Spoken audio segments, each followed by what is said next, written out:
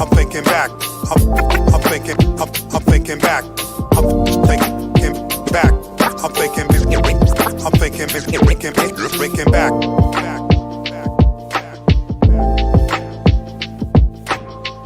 Turn the bass up a little bit so I can hear that. Now don't call it a comeback. I'm thinking back on that real rap. But try ask, can I kick it? It was all that. Before trapping and drilling, it was on the flow though. Southern player, listen to Q banging out a solo. MTV Raps, Dr. Dre, your Ned lover. Peter CL, Lace and Mecca, and the Soul Brother. True school meant the world to me. On that Greg N.I.C.E. We vibe out all in our zone. Digging diggable on that blowout comb. Salt and pepper to light the brat to conscious daughters. And Red Man had me gone off of muddy waters.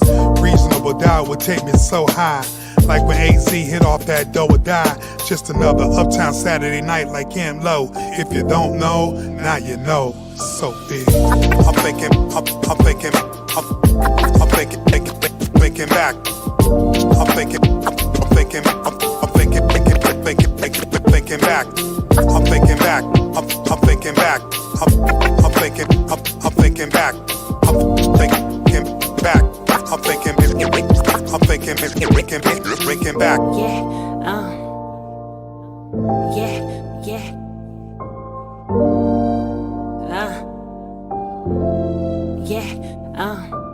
If I was to take you back with me, would you be okay with going after me?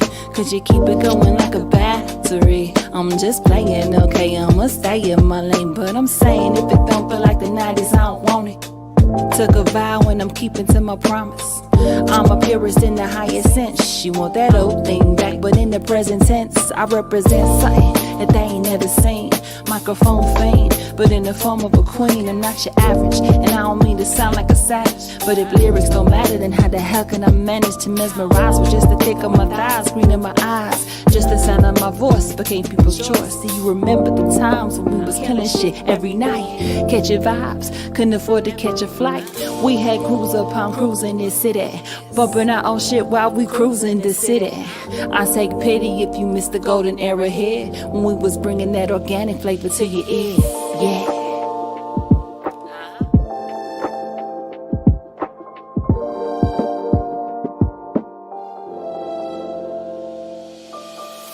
I'm thinking back. I'm thinking back. Real rap. Real rap. Real rap. Real rap. Real rap.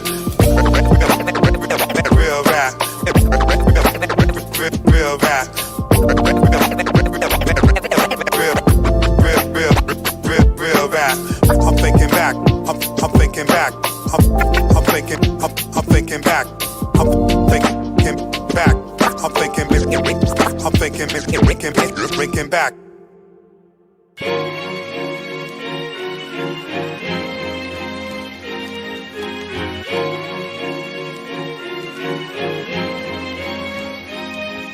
Mama say, mama sigh, mama makusai.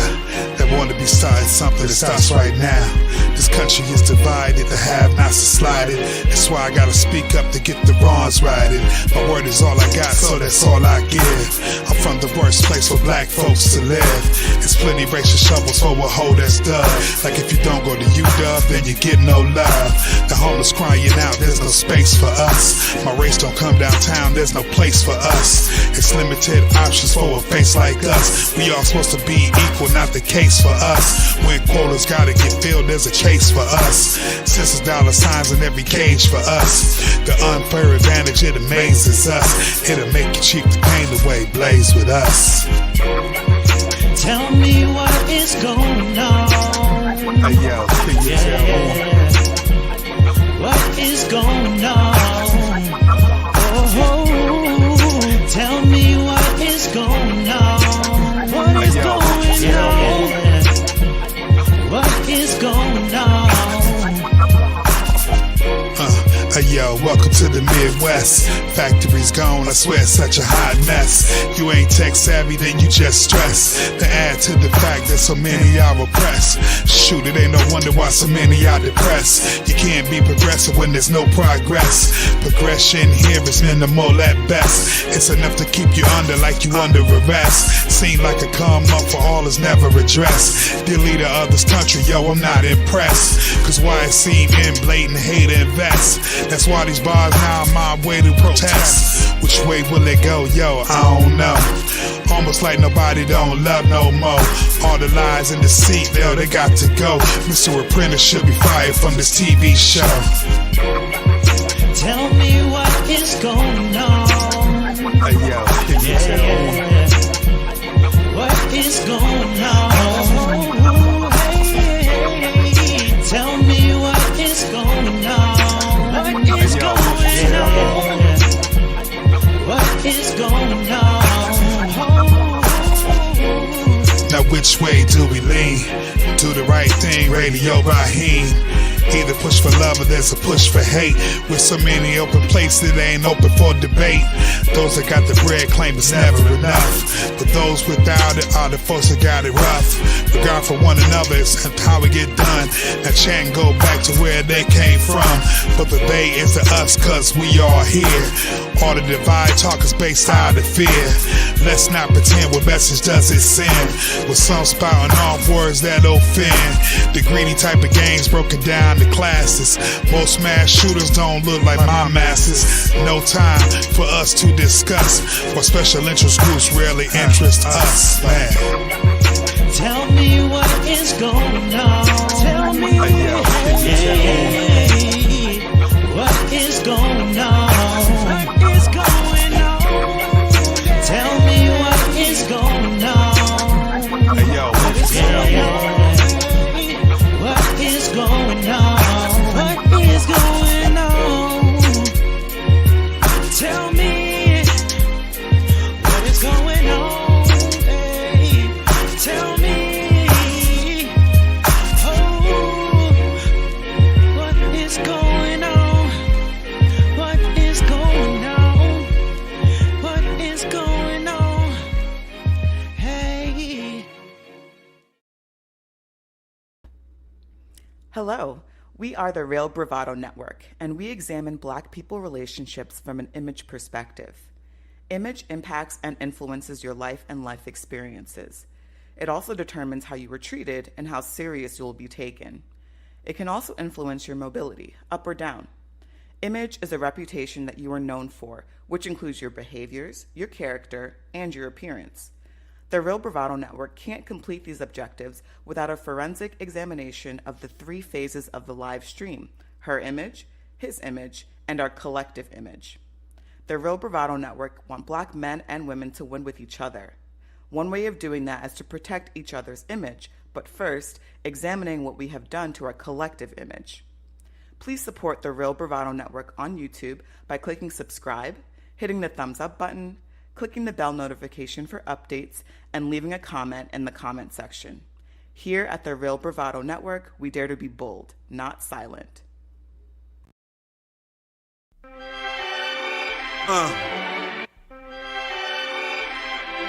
Yeah.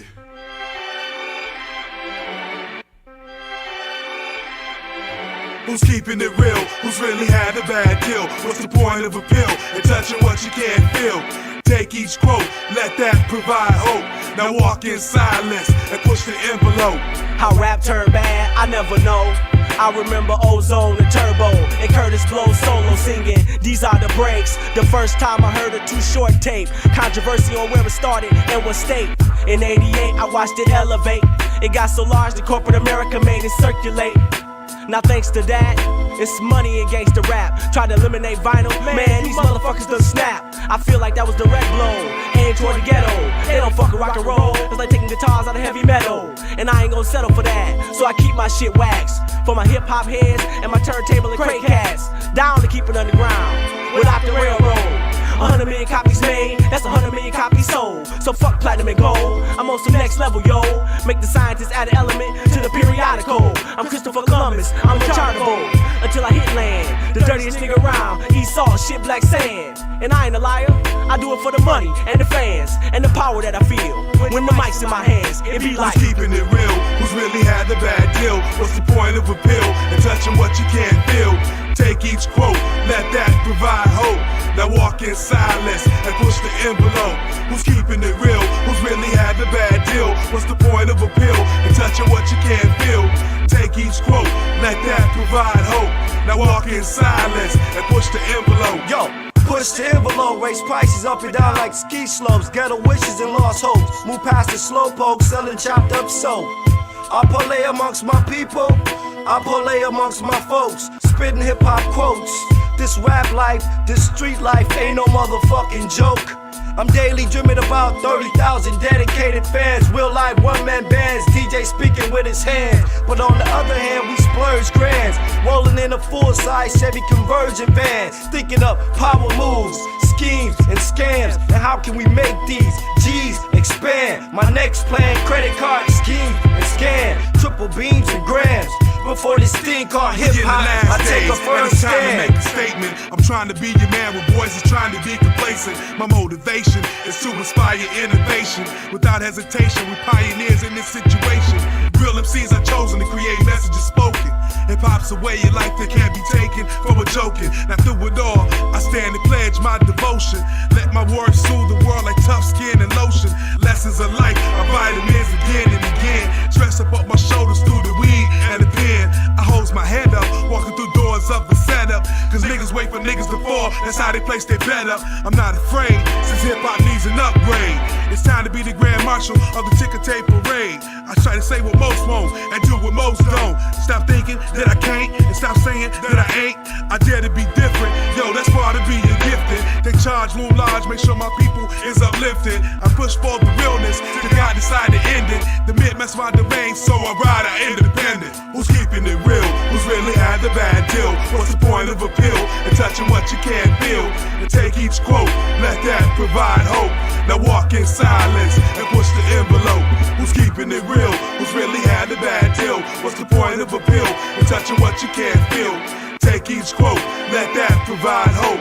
Now walk in silence and push the envelope.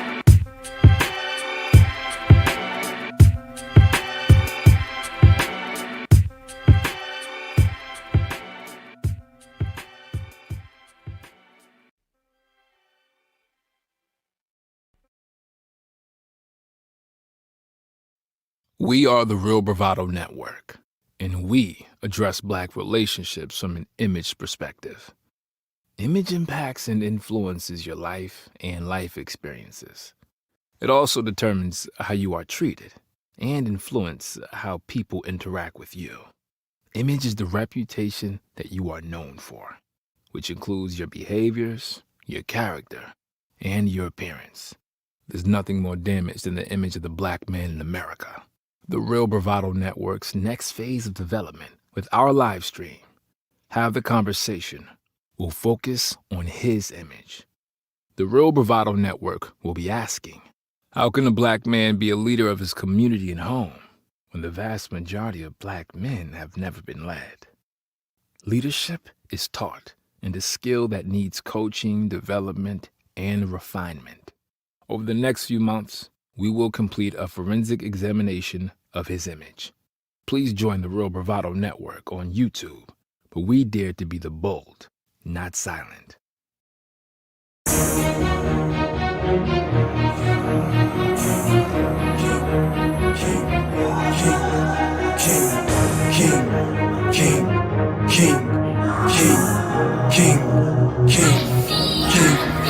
I'm a king cause I do what I want and what I need. I don't need you to nobody, I'm busy doing my thing. Mess with me and you could get forgotten, just let it sing. I don't play, I just win every day, I get it in. I'm a king cause I do what I want and what I need. I don't need you to nobody, I'm busy doing my thing. Mess with me and you could get forgotten, just let it sing. I don't play, I just win every day, I get it in. I'm a king and I will never knew. Plotting for my fall, you getting hanged for treason. I don't aim to please, do anything I feel. Haters gonna talk, don't listen to the shit. They tryna be like me, they know they can, yo. Can't even get lost. I'm on a pedestal, sitting on my throne. My neck be decked in gold. I don't do no hoes, I've got a queen though. I'm a king cause I do what I want and what I need. I don't need you to nobody, I'm busy doing my thing. Mess with me and you could get forgotten, just let it sing. I don't play, I just win every day, I get it in. I'm a king cause I do what I want and what I need. I don't need you to nobody, I'm busy doing my thing. Mess with me and you could get forgotten, just let it sing. I don't play, I just win every day, I get it in. I'm a king, I told you guys before. Ready for the war, to get me way much more. Gather all these parts, add them to my kingdom. Shout out to my fans for pledging your allegiance.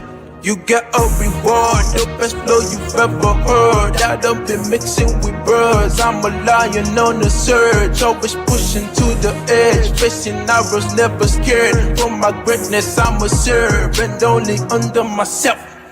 I'm a king cause I do what I want and what I need. I don't need you to nobody, I'm busy doing my thing. Mess with me and you could get forgotten, just let it sing. I don't play, I just win every day, I get it in. I'm a king cause I do what I want and what I need. I don't need you to nobody, I'm busy doing my thing. Mess with me and you could get forgotten, just let it sing.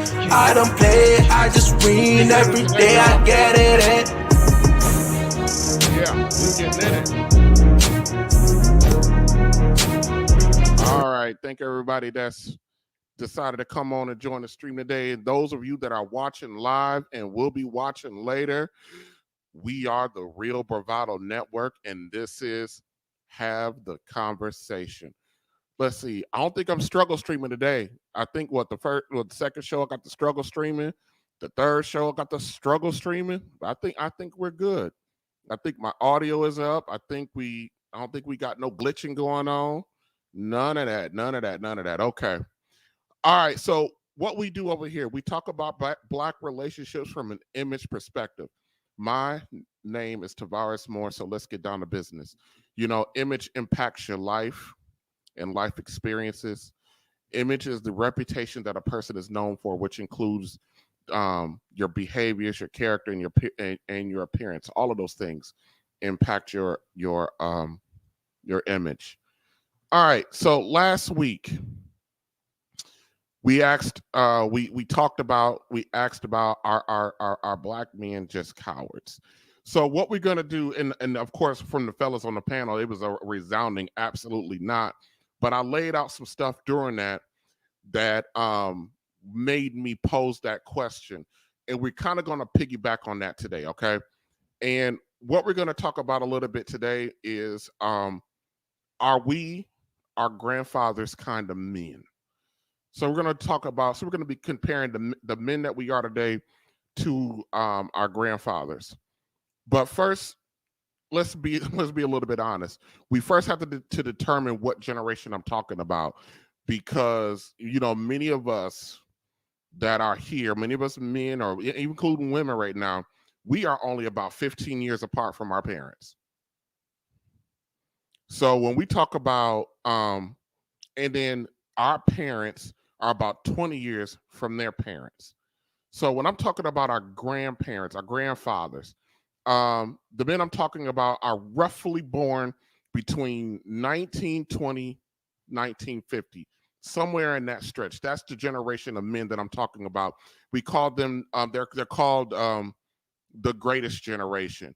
And I think that term, you know, as Black folks, we adopt the terms that are used by the dominant culture to describe them. They consider themselves the greatest generation because that was the industrial boom. That was World War I. There was a lot of stuff going on, and we just kind of lump ourselves in there. But we were active participants during that time, but not necessarily welcome participants, but we were necessary during that time period. These are the men that that were born between 1920-ish, 1950-ish. Those men were the men that were at the forefront of the civil rights movement for us. We're talking about men like Whitney M. Young, Dick Gregory, Medgar Evers, Malcolm X, John Lewis, Fred Hampton, James Clyburn, Huey P. Newton. That group of men, they were born in that time frame, and they were dealing with a post Jim Crow life and trying to enforce that is broadly, with Black folks. So are Black men today the same kind of men as those men were? So you would think that question would be like a pretty easy and straightforward answer.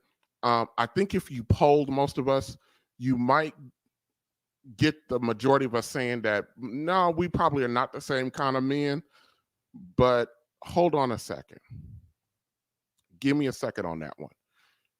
Okay, so here's where our grandfather's generation is very different than the men we are today, okay?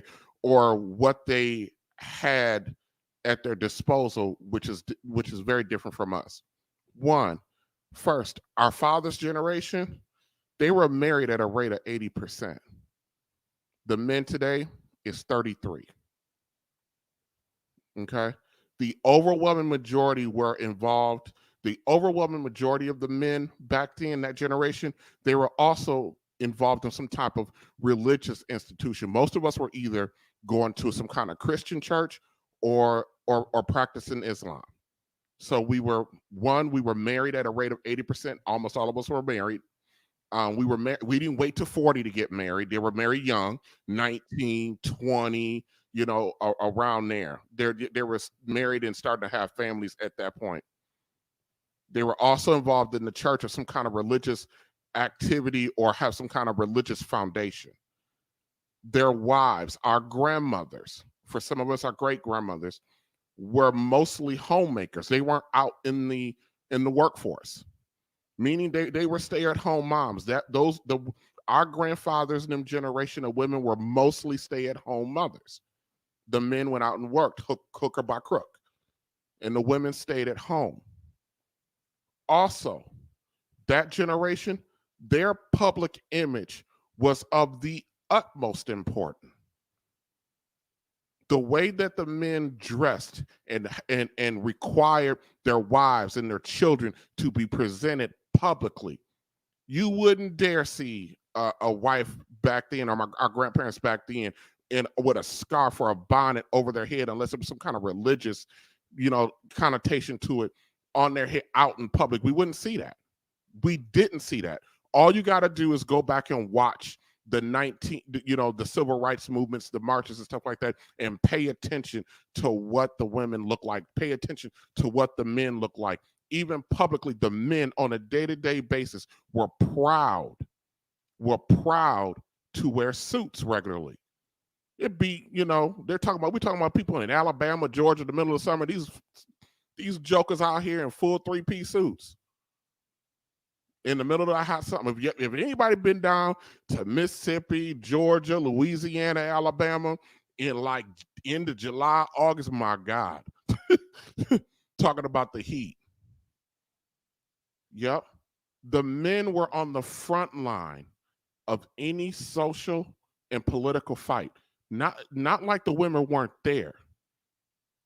The men were on the front line. They led the charge. They made the ultimate sacrifice. And they weren't requiring their wives to make that sacrifice. Their wives were the last line of defense. Very different than how our families are structured today. Okay? The men did not allow out of control behavior in their neighborhoods. The Black neighborhoods, If you never saw a single person in a black neighborhood back then and you drove through it, you didn't know if you were in a white neighborhood or a black neighborhood. They looked the same. They were, even though they might have been renting or whatever the case may be, because the men, because they were married at an 80% clip, did not allow their neighborhoods, their children, their wives, or anything else to look like they were out of order. It meant something back then when if there was something going on with the kids at school or at home or in the neighborhood, and the mother told them, because the dad was out there doing mostly hard labor work, wait till your dad got home. And that meant something, because that meant that if dad had to come home to your foolishness, that was a problem. You had a whole problem on your hand. And he wasn't worried about no social services coming in and doing anything else, or no police being called, because that's not what happened back then. You know, these men also were more assertive, meaning the way that they talked. Let me tell you something. Just let me deviate a little bit. I didn't meet my father or my father's father until I was about 30. One of the first interactions what I had with my grandfather, who's in that generation, those conversations, those interactions with that man were jarring to my system. He didn't mince his words. They were very direct. He didn't raise his voice. And regardless if he was right or not, whatever his assessment was of me, my behavior, what I was doing, it was delivered raw. Today, we talk about dealing with each other and watching how we talk to each other instead of dealing with the message. We gotta figure a way to put honey, sugar, and molasses on a message for you to swallow it. Those men wasn't worried about that. They didn't have the time, the energy, or the time, because of what was going on with them back then. Everything with them was almost life or death. He didn't have time to placate your little feelings when you 16 years old or 14 years old and you developing. He actually didn't have time to placate his own wife's feelings about stuff. Those were some hard, assertive men.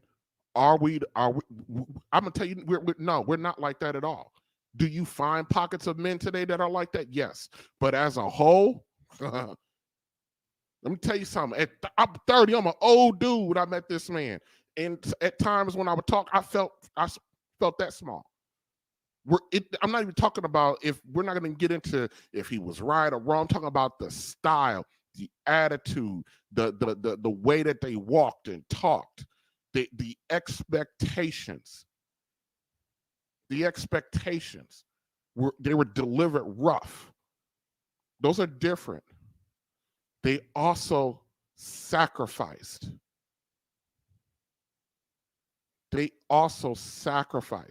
And they had a spirit of sacrificing. And more importantly than that, there was no such term as baby daddy in that time.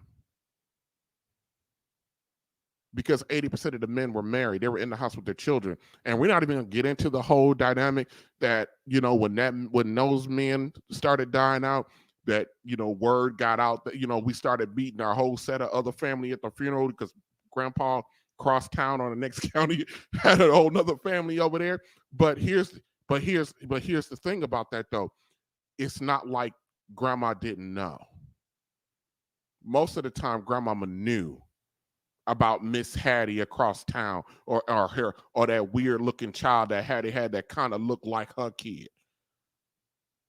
The difference are those women, when they decided to stay, they were the wife. They kind of understood male nature, and when those men passed, those women were left in a situation. Oftentimes, they're not able to take care of themselves because of the sacrifices that they're made. But we're not going to get into that aspect of it. But I'm just touching on it because it was there. about how we dealt with and how we interacted with each other, and how we've blown up families now based off of what then would have been trivial things. Okay?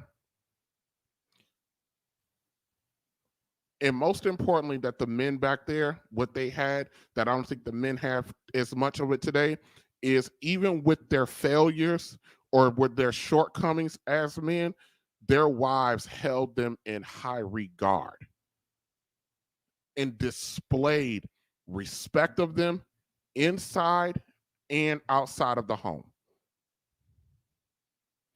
It's not like grandma didn't have a voice. It's not like she couldn't, bark back when needed to be. It was the way in which she did it. I'm going to tell a quick story one time. And this was right at the beginning when I met my grandfather. I was sitting at their house with my grandfather and my grandmother. This is my dad's parents. I'm sitting there, and they're at the counter at the table, and I'm sitting in the den, and it's connected to the kitchen. It's kind of sitting there. And I'm watching TV and kind of side talking with them and not really noticing anything, because, and come to find out, those two were in a full-blown fight. I had no idea. I just would see my grandfather get up, go in the back room, come back, sit down, look at her. She just sitting there the whole time doing the word search. Now, and they're really not doing a lot of talking because I'm talking to them, they're just talking to me. But they're in a full-fledged fight. I had no idea that they're in a full-fledged fight. I realized the only way I knew there was a problem, because when my grandmother got a feel of his whatever was going on, she picked up the phone, she called her sons, which included my dad and my uncles, and just very politely, when I don't know, maybe they all have like the bat phone or something. She picked up the phone, she called my uncle and said, "Come get your daddy if you don't want him dead." and she hung the phone up. That's when I clued in that there was a fight. I'm mentioning that because even though there was a big disagreement amongst them, or there was an issue going on there, I didn't see her jump up in his face, shout him down, try to emasculate him. I don't know what she was, because I'm sitting right there and I'm not even understanding that there's a fight going on. But because they have their own way of communicating with each other within the confines of respect, that was happening. We don't have that today. We just don't have that.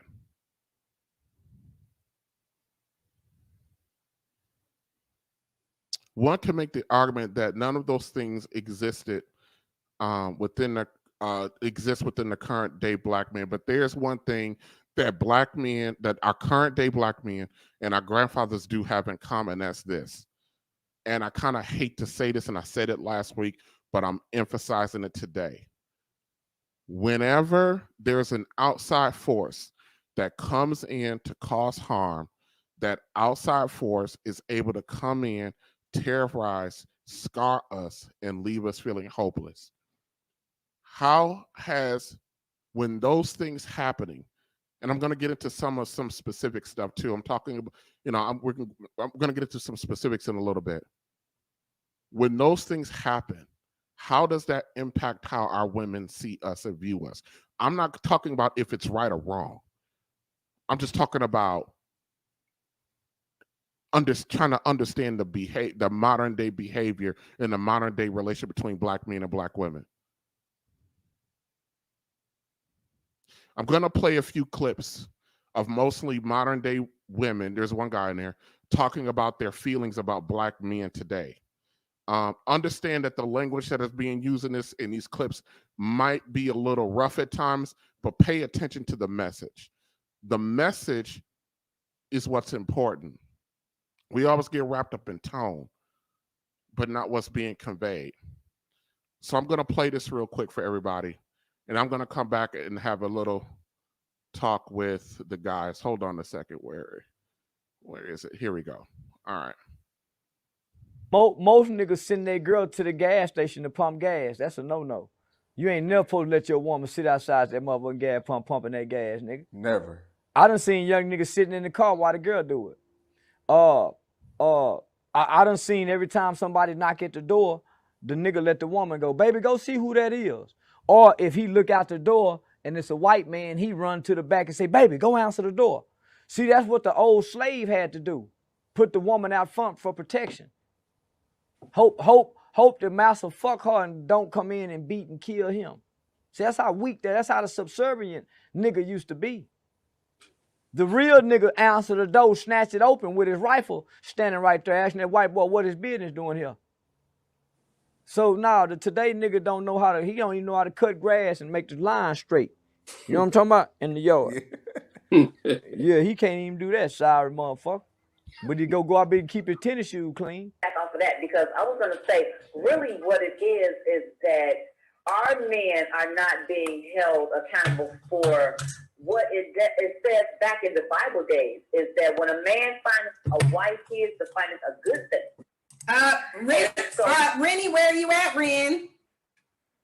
Where are you at, Neutral Zone? Because she just brought up with you that they ain't going by what the Bible has told them.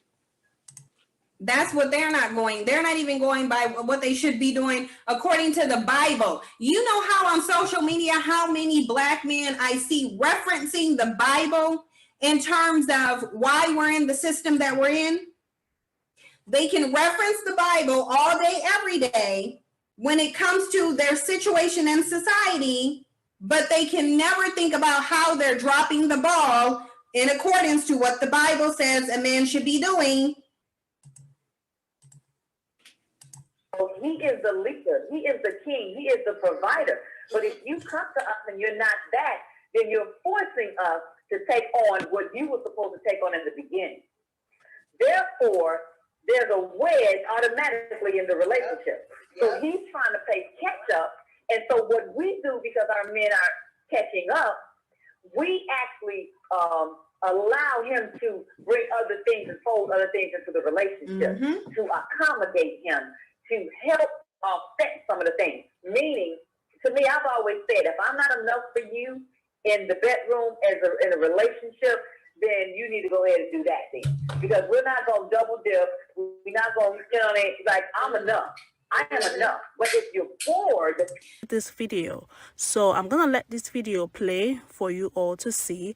Then we see black men's reaction. This is how I also further know the black community is dealing way too much in emotion and not reasoning. I told y'all I was divesting from black men. Gave y'all statistics over multiple videos. Multiple different black women from all different parts of life have all congregated in all those comment sections to concur and add their 2 cents in and their experience. I am too educated. I listen to black women. I have a reasoning brain that I can separate my emotions from. This is why I divest. Black men as a whole are failing. And rather than hold them accountable and force them to succeed at anything other than running their fucking mouth, y'all coddle and condone their failure. Make it make sense. You want unity, but they're not unified. Get them unified. And you strap up, or you get a vasectomy, or you do something to take responsibility for where your seed is implanted. You see what I'm saying? You have the power there. In this instance, I noticed this trend with brothers talking about some, issue, like, some complaint they may have. And, women talking about, well, you did this and you hurt women and you do this thing. Okay, instead of saying, yes, I did do those things. That was what I did, and yes, I was wrong and I was fucked up, or whatever they want to say. Instead of doing that, though, what they do is say, well, you let me do it. You allowed me to do it. Now, these are the same men who want to say that they're natural leaders and that women should submit to them and that women should listen to them. How can you listen to someone who does not even have the basic foundational attitude of manhood, which is to own your shit? Okay? Y'all don't want to do that. every excuse you could come up with in the book to pass the buck, that's what you do. That is no sign of leadership whatsoever. The people that do that are punk ass. Now I'm going to show you a couple of slides. These were very recent. These were actual quotes from men, and there were, I had a lot more, but I felt like these two encapsulated the ideas and that they project. There's no need to show you dozens of them. You get the idea just with these two. So what I wanted to do was talk about the concept of integrity, because integrity is what is missing in black men. In like by the millions, they don't have any. It's like a foreign concept to them. Their whole mentality is on buck passing and blame shifting and game playing and mind bending and trick game running and all this kind of stuff to use people, hurt people, manipulate people, coerce people, and the main people that they're doing this to, of course, are women. Hurt people and manipulate people, coerce people, and the main people that they're doing this to, of course, are women. And they, for some reason, refuse to understand that when you behave in these kind of sociopathic ways, where you're only thinking about yourself, that makes you you're like a terror to women. And your whole persona is about hurting other people to benefit yourself. We got a terror to women. Black men by the millions lack integrity. So I'm gonna start with you guys. So fellas, so you heard these clips from these ladies, and you heard me kind of go through the things that our grandfather's generation of men, kind of what they were a little bit personality wise and stature wise, kind of a little bit about how their women viewed and talked to them. Based on how women talk about us today, are we anywhere near the kind of men our grandfathers were? I would say not all of us. You can't put all men in the same category. I mean, for example, I have integrity. I have a family. Have I made mistakes? Yes, I have. However, it comes with development over time. If I have somebody, a woman, that keep nagging me while I'm actually trying to be the role model, so to speak, and if all you can see is just negativity in me, you feeding me negativity. If I'm looking for positive, I'm already out here going to work, trying to be the provider, but I keep hearing negativity. What am I supposed to do? Am I going to become strong if you feed me negativity? You tell me. So, Frederick, what do you think? So, I didn't know my paternal or maternal grandfather, fathers, so to speak, because they were long gone before I was even brought into this world. However, I have uncles and brothers and other men in my family who showed me what it was to be a man. So to kind of piggyback off on what the brother was saying, not all. Some of us are like our grandfathers back in the day. Some of us are not either. But for someone to say that black men by the millions lack integrity, excuse my French, that is a bullshit statement. Right. That's a blanket statement, and it's a bullshit statement. That's based upon someone's opinion, not based upon any fact. Well, I don't know. I'm going to push back. I'm going to play the role of devil's advocate. Now, she said, man, we're not talking about the individual. We're talking about the collective. So here's the thing. If 80% during our grandfather's generation were married heads of household, were out front, were set the standard, the culture, and we're not there today, when we only have 33% of our men in the home.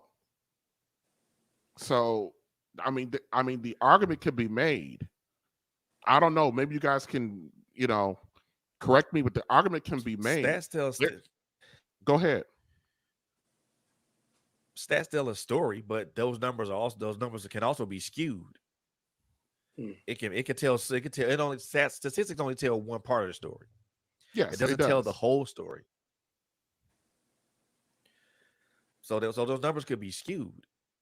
And like I said, for me personally, and just to kind of give a little bit of pushback on what you're saying, I mean, what I saw in my home and what I saw my uncles do was the thing that the person that I want, the man that I want to aspire to.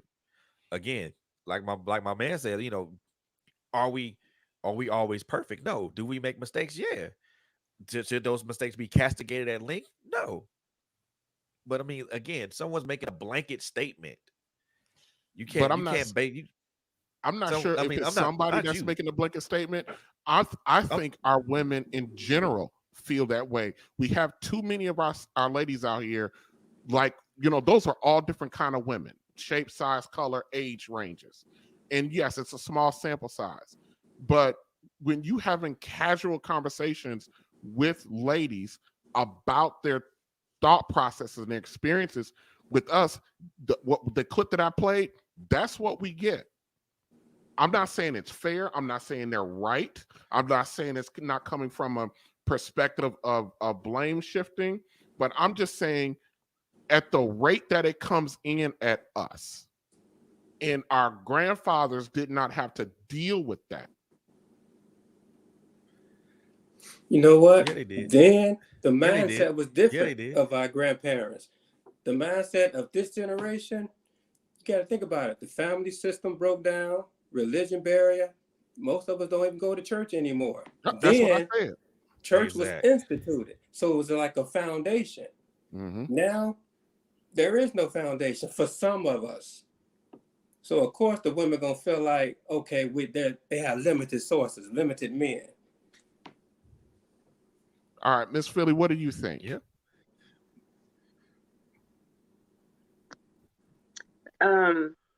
Just jumping off the point of where he said the mindset of the generation, going back of when they saying going off of quotes, well, saying like mindset is everything. Mindset is everything. Mindset from the past, mindset of now. Like he said, the mindset of our people are different of the generation. So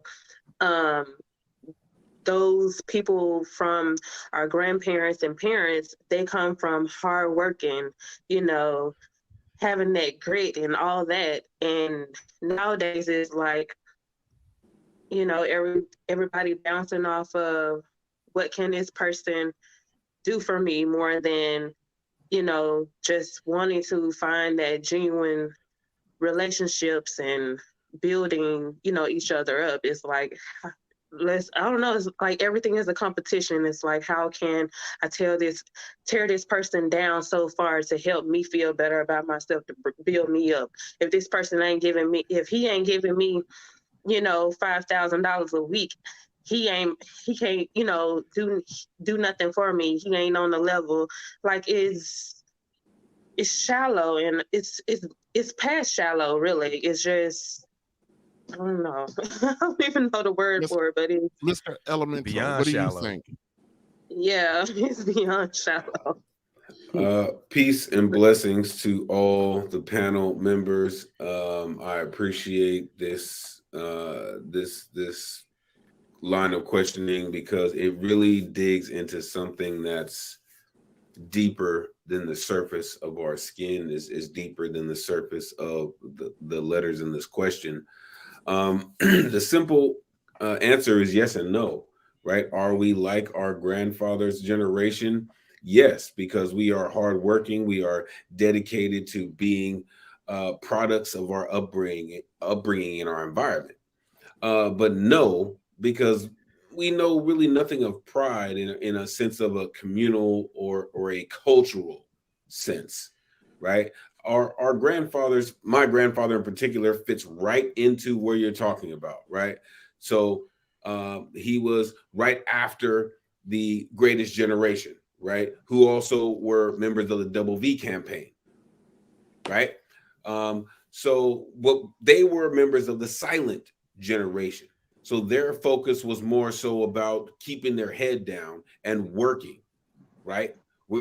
Listen, a lot of the brothers and sisters who joined the military at that time, they became cooks, right? Because that was one of the main things that they could do, right? But it was also one of the main places that they could be silent, right? But still serve their country, right? But then when things get crazy, enter Dory Miller, right? One of the brothers that we love to glorify, but let's remember he was a cook, and then he came out, during Pearl Harbor and made things. He changed the way the war was actually won. So when we think about are we like our grandfathers? Yes, we are, because we are still rooted in that change. We are still rooted in that rebellion. We are still rooted in that revolution. Like some of the brothers that you mentioned, Fred Hampton, Medgar Evers, Malcolm X, we are still living in that pro Jim Crow life. Like Michelle Alexander mentioned, it's the new Jim Crow that we are living in, right? But are we like them? Of course we are, because we are still living under the oppressive force. But are we like them? No, because we are now comfortable living in our beautiful, brilliant, loud, black ass selves. Okay, fair enough. But here's the thing, and I'm just pushing for the sake of the discussion.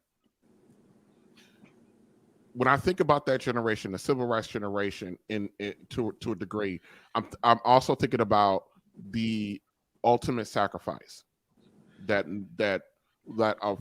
too many of our men have made for just basic stuff, being able to show up to vote, being able to get a mortgage, being able to have access to economic institutions, economic upward mobility, employment. Obviously we got to go to the quote unquote white man for employment, but that's how the country is structured.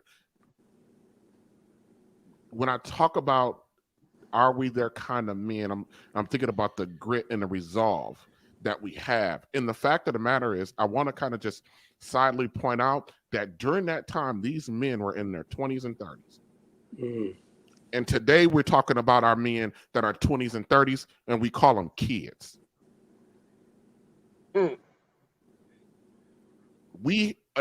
Just about everybody on that list that I named, just about everybody, with the exception of a few like Dick Gregory, Fred Hampton, John Lewis, but just about everybody else on that list, most of us on this panel have already outlived them. They gave up their prime, the ultimate sacrifice. Well, how old was Martin when he was killed? What, 33, 34? Yeah, he was young. Malcolm, same age. Yeah. Medgar, same age. Do we have... I'm going somewhere with this because I got a bigger question to ask. Today, and I think about this myself, what we're dealing with today, the things that we're dealing with today, do we have the grit and the resolve that those men did? Or has quote unquote progress made us comfortable, complacent, and weak? 100%. Please. Yes. That's the question. Yes. Sure, I'll jump in first. Progress has made us soft, and forgive me for saying that, but I have to be 100% about it. Progress has made us soft, and I mention this a lot of times to the people in my circle. The generations after us are very comfortable because their relation to the struggle is very distant, right? They don't hear stories about 4 and 5 mile trips to school and back, right? They don't hear about cotton field stories and cotton field songs and work songs, right? They don't know about those things. They don't know about colored water fountains and backdoor entrances, right? So because that struggle is so distant to them, because of that comfort level that we have now fought for and we exist in now, Exactly. then those things aren't necessarily a priority. Exactly. Yeah, hold that thought. not a priority. Flo, did you want to say something? No, I'm listening. I'm listening. You know, when All I right. jumped on earlier, I heard the young man was speaking about the roles of men and how they play it. They'll easily throw what they're supposed to do as a man off on a woman. And you know, I guess we fought for that. You know, we fought to make sure our kids don't live the type of life we live. Is it their fault or is it ours? You know, so What do you mean fought to live the type of life that I I don't mean, understand? you know, I'm saying from then to now, you know, where we, like he said, had to walk to go to school and had to pick cottons. They don't know nothing like that. In my household, I know I do. I work very hard to make my kids' them life way less complicated than I had to live. You know, so sometimes I wonder, is it because we are softening up our kids why they are growing up to be the type of men they are growing up to be? You know, and that's, you know, is mainly our fault. You know, we make them soft and then we blame, you know, we pass these blame, but the blame is on us as parents to not, you know, install the type of integrity we need to install in these growing adults that will be growing adults, you know. So, you know, but I'm listening because it's very interesting. Even Okay. in my household, I need to imply a little bit more structure. Dr. Lucas, you've been listening intently. Yes, well, I had the privilege of, you know, growing around, being around my grandfather. So I talked to him and, you know, hung around them. And I even had the opportunity to be around my great grandfather. They were very nice, well men, and they were all were married. But it's weird how I had that opportunity to be with them. But when it came to my father, he was not there. So it went from a generation of being with all the grandfathers to the father not there. Now my mother was married, but he would, you know, he just ran the streets. He was with whoever, you know, he was the papa with the Rolling Stone, you know. And so I didn't have that opportunity where the father was in the house. My mother had to be the parent for all the children and raise them by herself, even though she was married. So I was in that generation, wherever you want to call that. So when you see that, that's why some people grow up and have an attitude and say, well, what's the purpose of me getting married? You know, it's just a piece of paper. So even though back in the day, it was 80% of people getting married, a lot of people still have a father and a mother in the household. They're just not getting married anymore. And that's the difference. There's no documentation saying, you know, these people are married because they're not getting married. They're just in the house. Yeah. So it just depends how you look at that when it comes to statistics. Yep. Definitely. I think the time has a Yeah, they lot be to do going with off it for also. common.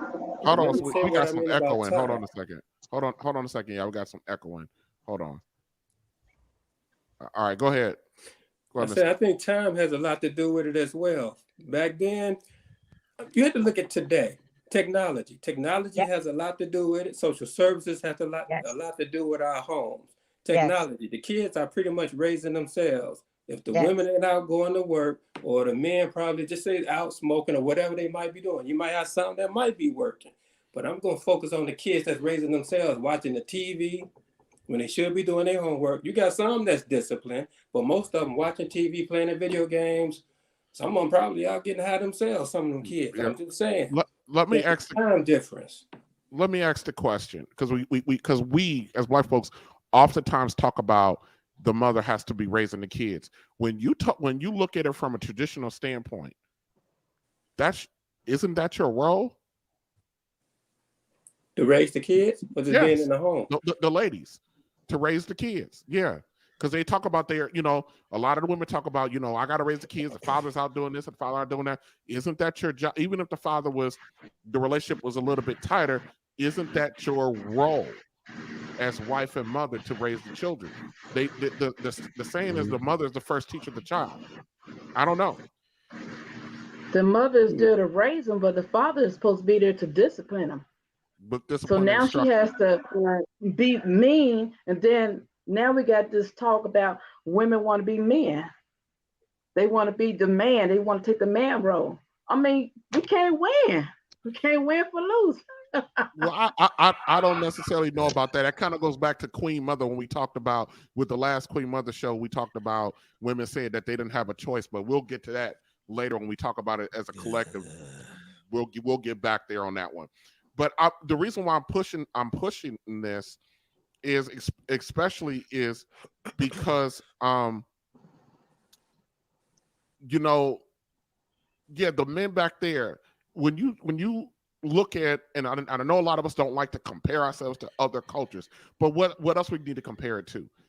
Do you don't think that white women have had to deal with men who left? I mean, who had other wives of the family? I mean, other women of the families. You don't think Hispanic women had to deal with that stuff too? You think But that's is just, that or you but think is that's that just exclusive to us? but is that more advertised? Is it put out there more in the open more often than us? No, it's not. And why is that? Why do they go through, deal with the same things, but don't have the mindset and the thought process that our women and men have? Because it's not blatant. What you say, Mr. I'm, Elemental? I'm sorry, brother. Go right ahead. I'm sorry. Mr. No, I Ware? was saying because they wasn't divided in slavery. We were divided in slavery. They didn't have that effect. They didn't have to encounter that. Exactly the vein that I was going in. So you're saying that they're more likely to be able to put up with it because they didn't have to endure what we had to go through African chattel slavery in this country. Exactly. That has an effect on us.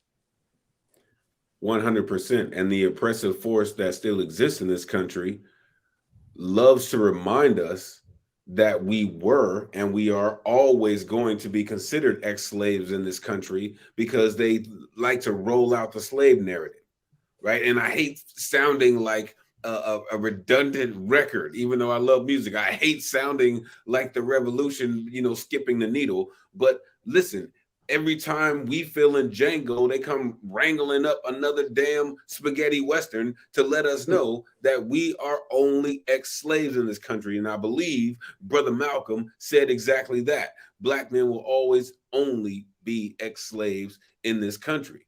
Mm. Right. Hold that point. Hold that point. Hold that point. When I talk about grit, and I talk about when I talk about the thing that we across generations actually have in common, when I mention the fact that other people could come. Last week on the stream, I talked about the whole, asked the question about are we cowards, and I said, the long-term effects that I understand that there were long-term effects of how and why we got here, but most people around the globe can articulate, other cultures can articulate that we got a bad deal. And I asked the question, I said, listen, I understand we have broken promises, the 40 acres and a mule, the community attacks on Rosewood, Tulsa, the 1985 bombing of the black neighborhood in Philadelphia. And I asked the question, at one point, are we responsible for fixing that? And one of the guys on the platform said that every time we do something, they got bombs and stuff like that. Hold that thought and hold that thought about Malcolm. I actually want to talk a little bit about the probably one of the most recent. I know we had George Floyd and stuff like that in the last 5 years of the police brutality and all that good stuff. But I want to reach back to 1985, okay? And I want to talk a little bit about this Philadelphia bombing, okay? And then I want to ask us a question. And let me just get there first. Hold on a second. So let's talk about what it is, all right? So let me put it like this. Okay, so and this is from an article from I think it's Vox. I think I got this from, or yeah. As the smoke rose from 622 Osage Avenue, Philadelphia residents watched through the window or television screens in the state of stun and disbelief. Their city had just been bombed by its own people. The black folks viewed the white police as their people. We're going to talk. On the evening of May 13, 1985, long-standing tensions between a group called MOVE, a Black liberation group, and the Philadelphia Police Department erupted horrifically. That night, the city of Philadelphia dropped a stealth bomb on a demolition device typically used in combat, laced with Trobox and C4 explosions on the MOVE organization, who were living in the West Philadelphia row home known to be occupied by men, women, and children. It went up unextinguished flames. 11 people were killed, including 5 kids and the founder of the organization. 61 homes were destroyed, and more than 250 people were displaced. I don't know if you guys can see. Hold on a second. I don't know if you guys can see this. Let me kind of make it. But here in the center is where they dropped that bomb at. Wow.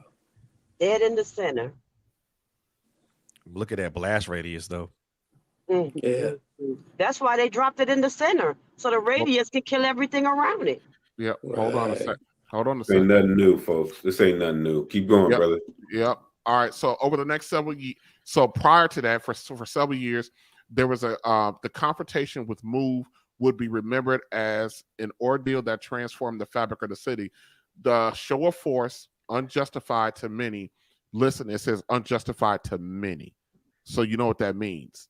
That means that there were some that thought this was justified. Solidified mistrust between Philadelphia residents and the government. No kidding. The story is a parable of sorts. It's a parable of how the unthinkable comes to happen. And this is a quote from the director of the documentary that was done about it called Let the Fire Burn. A documentary about the bombing. It's tragic. It's a tragedy, in my opinion. Everyone was an adult in the city. Everyone who was an adult in the city failed that day. Everyone who's supposed to be an adult failed. MOVE, the organization, not an acronym, was a politically religious organization. Wait till you guys see the picture of these people, okay? Was a political and religious organization whose principles were anti-government, anti-technology, anti-corporation. Its creator, John Africa, was born. Vincent Leopard was a West Philadelphia native and a Korean War veteran whose ideology combined Black revolutionary ideas with environmental and animal rights as a back to nature type movement. In essence, these were basically Black hippies. Everybody know the hippies. Woodstock and free love and save the animals and the trees and the little dandelions. That's what these people were. Except for they were Black. But they consider the white hippies harmless. Right.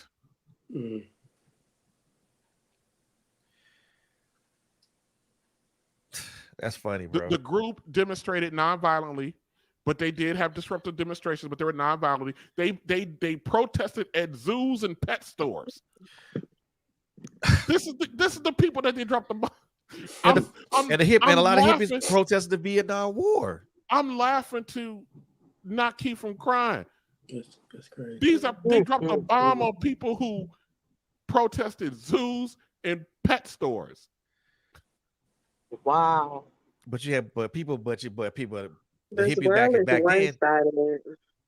But the hippies back then protested the Vietnam War, but you ain't see no bombs laced with Semtex or C4 dropped on them, do you? Nope. Here's my question, everybody. And I'm not gonna keep going. No, hold on. I'm not gonna keep going because it's a lot. You guys can go look it up. I want to show you this real quick. This is the picture of them. Mr. Elemental, you gotta unmute. Oh, I know this story. Oh, I know this story, man. And I love this. This is such a beautiful example of the oppressive force using Black people as a reason to try out new forms of war. Right? You said Tovex, right? Which I don't even know if most folks know what that is, right? It's a water gel-based explosive, right? Untested probably in a lot of places, but they use it in our environments, right? these brothers and sisters who are only trying to start a commune of their own, right? And I know communism is such a strange word. It's such a taboo thing, right? We have fought against it so much, right? America has made it such a nasty thing. But when you look at actually what a commune is what these brothers and sisters were trying to do within, but without the oppressive force that did exactly what they did and tried to wipe them off the map. You will understand why they're doing what they're doing. So ends don't justify means. Here, listen, guys. I want to ask you. I'm going to take our 3D radio break, but I want to ask this question coming into this, coming out of the break.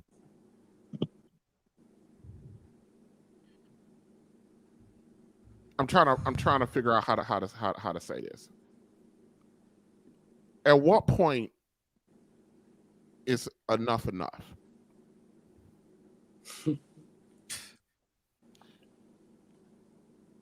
Right here, right now. No. I'm talking about collectively. Collectively. At what point? I'm gonna finish the rest of that thought. I'm trying to see. We got a musical guest, Mr. KC Clinton. Are you there? If you there, go ahead and cam up for me. Let me see. Yo, what's up? Hey there, hold on. How you doing there? Doing good. Thank you, man. I appreciate you for joining us. We do this thing called a 3D radio break, and then we play the song and all that stuff, and then I'll come back and talk to you in a second. So let me go ahead and play your song real quick, and then we'll get back to you, okay? All right, sounds good. All right. I appreciate you coming on, man. Hold on a second. All right. Hello. We are the Real Bravado Network, and we examine Black people relationships from an image perspective. Image impacts and influences your life and life experiences. It also determines how you were treated and how serious you will be taken. It can also influence your mobility, up or down. Image is a reputation that you are known for, which includes your behaviors, your character, and your appearance. The Real Bravado Network can't complete these objectives without a forensic examination of the three phases of the live stream: her image, his image, and our collective image. The Real Bravado Network want Black men and women to win with each other. One way of doing that is to protect each other's image, but first, examining what we have done to our collective image. Please support the Real Bravado Network on YouTube by clicking subscribe, hitting the thumbs up button, clicking the bell notification for updates, and leaving a comment in the comment section. Here at the Real Bravado Network, we dare to be bold, not silent.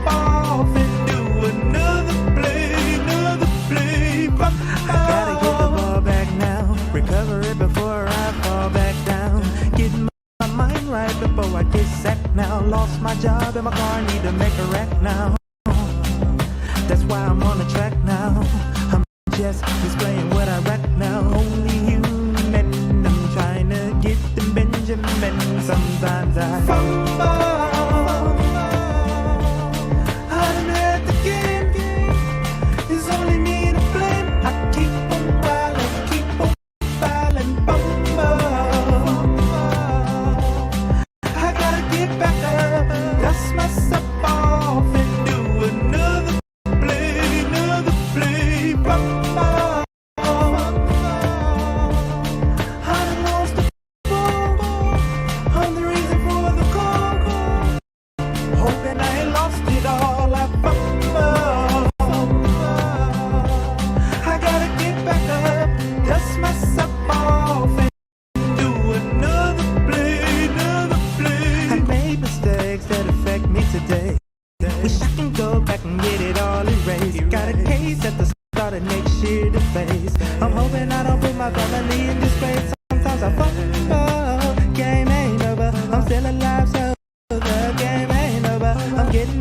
the moon and sun move over. I'm getting mine as the moon and sun move over.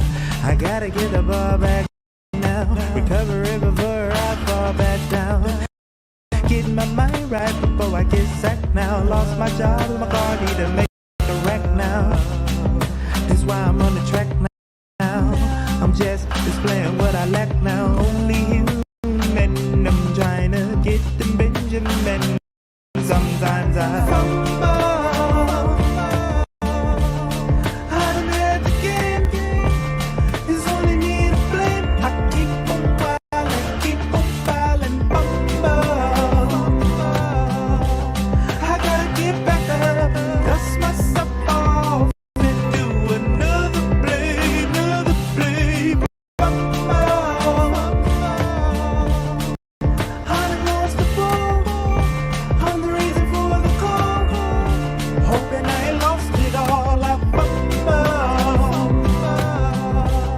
I gotta get back up, dust myself off, and do another play, fumble. I done had to get. It's only me to blame. I keep on filing, keep on filing, fumble. I gotta get back up, dust myself off, and do another play, fumble. I done lost the ball. I'm the reason for the call. Hoping I ain't lost it all. I fumble. I gotta get back up, dust myself off, and do another play.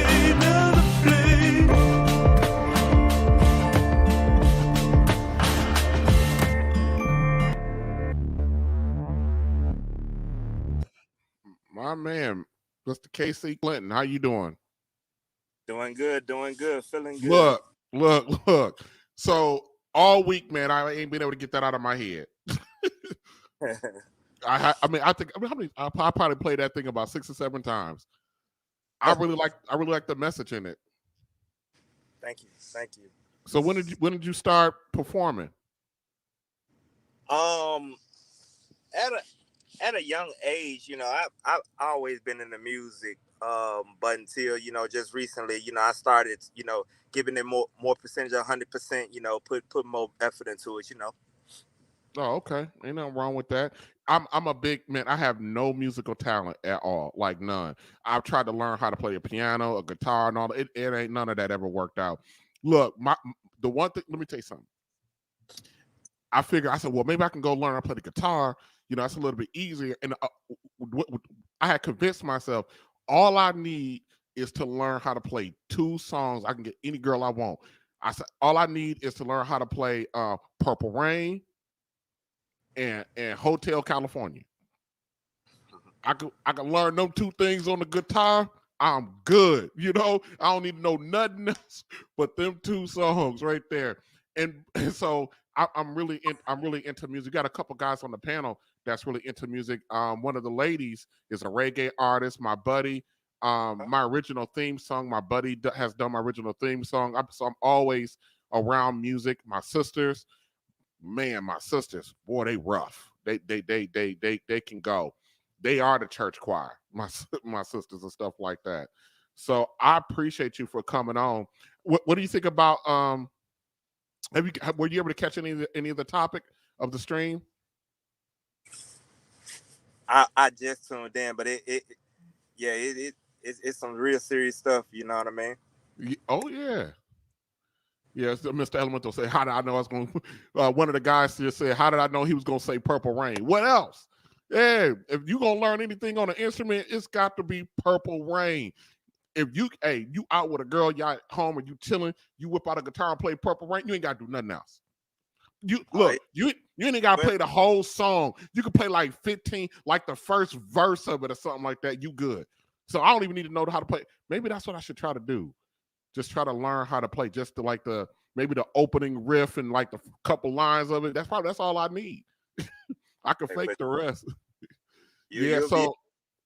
No, I really dig people who are into music. That's a creative thing that I wish I can tap into. Y'all think on a different level. Y'all hear on a different level. You know what I mean? Y'all absorb information differently.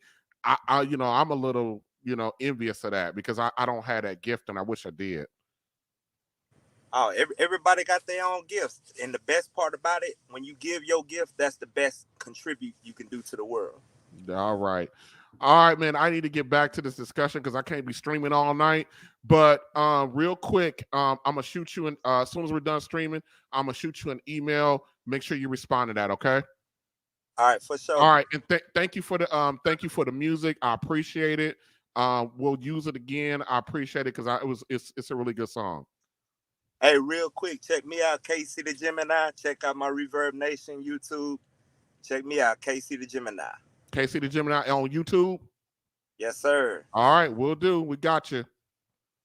All right. All right. Let's see.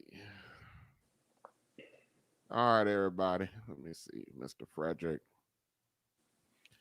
All right, guys, real quick. So here's the question I left off at. I was like, so when's enough's enough? That's a good question. The last 5 years, maybe more, our generation has been watching, at one point seemed like on a weekly basis, the absolute lynching of not just young black men. Walter Scott was not a young man. The guy that got gunned down in South Carolina. Yep. Mr. Elemental, you're muted. I'm sorry. Yeah, no, he was like 55 55 or something. years He old. was older than 50 when he was gunned down in the back. Yeah, when he was gunned down. Yep. And then we got Tamir Rice, the young man that was. I mean, he's not even a young man. That's a kid. What was he? 10, 12 years old. A baby playing guns what a toy gun. The cop just rolls up, screeches up, jumps out, and kills him. Who kills I don't care if he did have a live gun. Who kills a baby? We have sat here and watched all of this stuff. We watched the bombings, and the gentleman that put the comment in the section about that they bombed Tulsa. Yep. They dropped bombs on Tulsa. My question is, and I'm not like this big revolutionary, but collectively as black men, when are we gonna get to the point of saying not one more time and not one more thing? Well, I'll start this one off because enough was enough for me 7 years ago when a police officer killed my kid. Oh, and I won't say in cold blood or anything like that, but when enough was enough for me 7 years ago when a police officer killed my child and left my granddaughter without a father and left me and his mom without a son. So enough was enough for me 7 years ago. Now I don't do a lot of ballyhooing and talking on the internet and stuff like that because that's not where it is for me. Where it is for me is that the people that are closer, that are in my community, people that are close, that are community, the community that lives in, that he lived in. So enough, and so now for me, that phrase right there was it for me 7 years ago. And at that point, I was like, you know what, I'm not gonna. For me, it wasn't gonna be another person that I knew, or that I birthed, or that I had a hand in being active in their life. I am not gonna allow that. I'm not gonna allow that to happen to my granddaughter. I'm not gonna allow it to happen to my other sons. To my middle son, I'm not gonna let it happen to my youngest son, and I'm not gonna let that happen to my daughter. So as much. I mean, like I said, I don't do a lot of ballyhooing on the internet because that's just not where it is for me. So, and I don't do a lot of talking about my son on the internet like that either, because that's extremely private for me. But for me, that's enough. For me, enough's enough there. I want to mention something real quick. I want to talk about the war in Ukraine.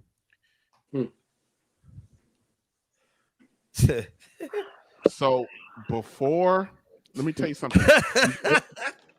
Right now, we got all of these countries coming to the aid of Ukraine. You know,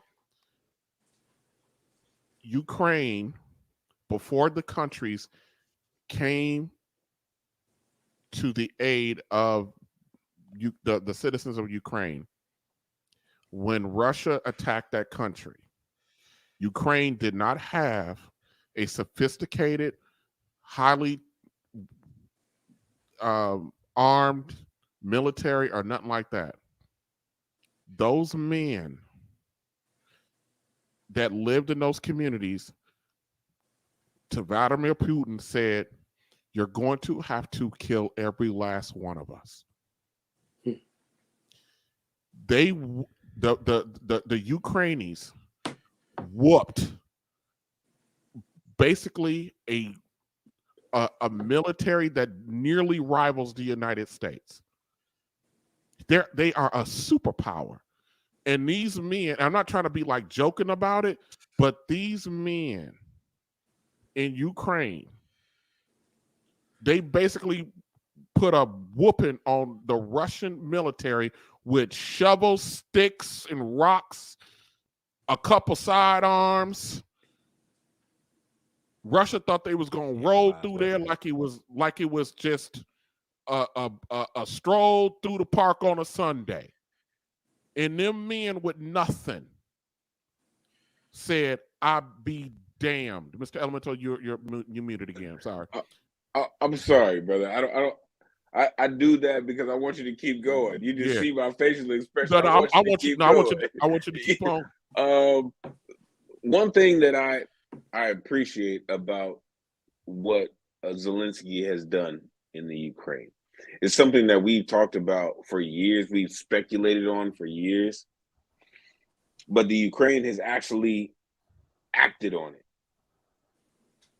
They have employed the idea of even releasing the most vile of their community and letting them fight against the major oppressive force that is Russia.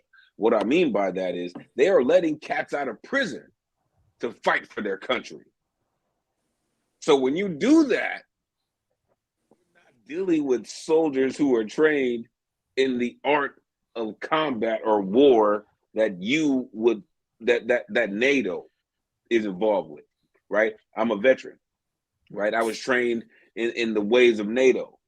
When you allow prisoners, when you allow convicts, when you allow criminals in the theater of war, all bets are off, right? So it doesn't matter how many trained soldiers you run into Ukraine when they're allowing the worst of their worst to get down with you. You're already behind the 8 ball. It doesn't matter how much technology you have. It doesn't matter how much artillery you bring in. If it comes down to guerrilla warfare, which most of the time it does, when you're talking about invading a nation, when you're talking about invading cities, you're talking about guerrilla warfare. You're talking about the people. And you're talking about involving criminals who know people more than the government knows people. You're talking about people who know the lay of the land better than the conveyors know the lay of the land, better than the engineers know the lay of the land. And you think it's not going to get brutal? Exactly. Of course it's going to get brutal. But when you're looking at it from the other side, right, the Russian side, the brutality that they're looking forward to is dropping napalm. Zelensky and his people are only worried about survival. So they're using every tactic that's at their disposal, which is every person. It doesn't matter how vile, doesn't matter how disgusting they are. They can be a pedophile, but they're dangerous. And they have nothing else to live for but the honor and respect and the integrity of their country. That's what I was thinking. Yeah. So as black people throughout our history, and when I get to, because we did a stream with the churches, with pastors of the church. We're gonna get back there too, because we're some of the most forgiving people on the planet. And I think I'm at the end of my forgiveness. Yep. When it comes to that's just that, something bro. I'm about to take up.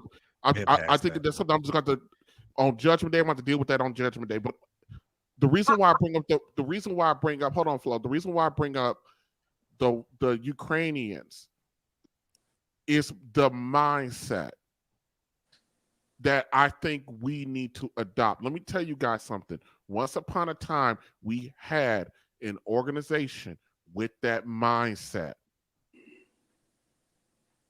And just like the brother's song said, talking about at times he fumbled, we actually fumbled that. Yeah. I'm not out here, trying to, I'm turning like militant or nothing like that. But what is it going to take? I mean, what is it going to take for the men to sit there and say, not another brother, not another sister, not another. And if you want another, you're going to have to reckon with every last, you want to exterminate us. All of us. All of us. The reason why other countries came to their aid is because they decided not to sit and wait for nobody to help them do anything. Because they figured if we sit here and wait, we won't be here no more. Yep. It's true. Yep. They will get exterminated. So I'm just bringing this conversation full circle back to, our modern day women and the attitudes and the behaviors and all of that they display. I was in a situation I don't want to call it a locked unit in the hospital, but I was in a very like the sick of the sick. I'm a respiratory therapist by trade. So I was the sick of the sick, all ventilated people. This is in the height of COVID. They're sick of the sick. Some direct, and I would say the vast majority of the staff that worked in that unit were Black nurses. I would say about 70% of them. These ladies were rude, mean, and wouldn't speak to me and these women work with me every day. Wouldn't talk to me. Right until that dude walked in that door that they were afraid of. Then all of a sudden, they come running, literally running behind me. One lady right behind me grabbing me, and I told her, you got to let me go, because if I got to tussle with this dude, you can't be holding me. I'm saying that to say, if we don't have that as men, if we adopted that mindset, not another one, does that render our women back in their natural order? No. If it ain't too late, TJ. I'm sorry, who said no? Why not? I just say if it ain't too late. It's no, and no. That one act is not gonna. One act ain't gonna do that. What do you mean one act ain't gonna do that. Just doing that ain't gonna do that because that's not gonna.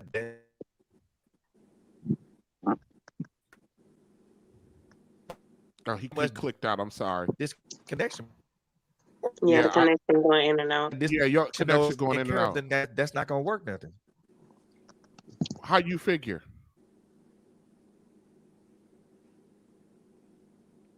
Sorry, that's the change. Frederick, you might have to click out and come back in because you keep going in and out.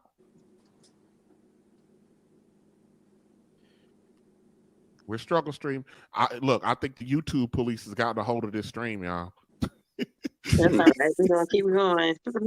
I think the YouTube police have gotten a hold of us, and it's like, yeah. But Frederick, I'm not saying like a singular act. I'm saying a collective, ongoing mindset.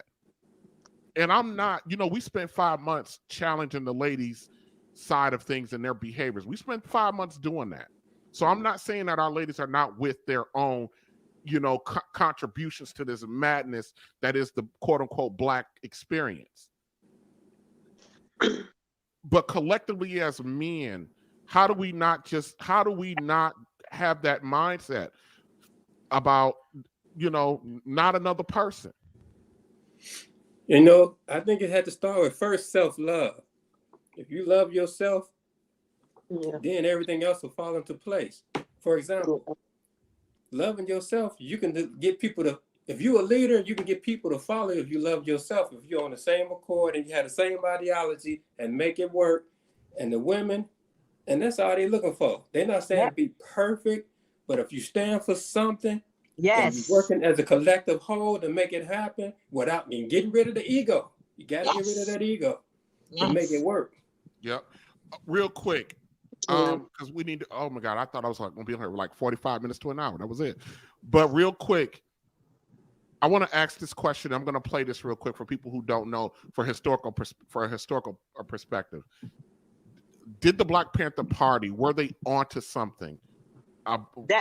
Definitely. So I'm going to play this about them real quick, and I want to come back and talk about how they fit into this realm of this discussion today about us. Hold on. One of the most well-known civil rights organizations of the late 1960s was the Black Panther Party. Who started the Black Panther Party? What did the group advocate? In many northern and western cities in the United States, African Americans were living in urban ghettos with high unemployment rates and substandard housing. Many also believed that they were treated unfairly and in some cases even brutalized by police forces which did not represent them. For example, Oakland, California had 661 police officers, yet only 16 of those were African American. Huey P. Newton and Bobby Seale had been involved in many different civil rights organizations in their young lives, including those who promoted the Black Power ideology. However, they were frustrated with the failure of these organizations to combat police brutality and other injustices they saw in their communities. In October of 1966, the two men formed the Black Panther Party for Self-Defense, later simply known as the Black Panther Party.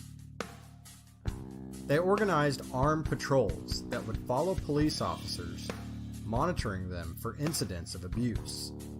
If the police attempted to confront them, Black Panther members would recite the state and federal laws which permitted them to carry their loaded weapons. The Black Panther Party first gained national attention after an incident in 1967. The group carried loaded firearms into the California State Assembly in protest of a piece of legislation which would make carrying loaded firearms illegal. 6 of the members were arrested for this incident.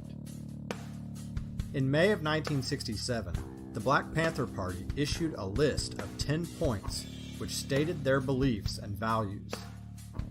This list included things such as full employment, decent housing, and an end to police brutality.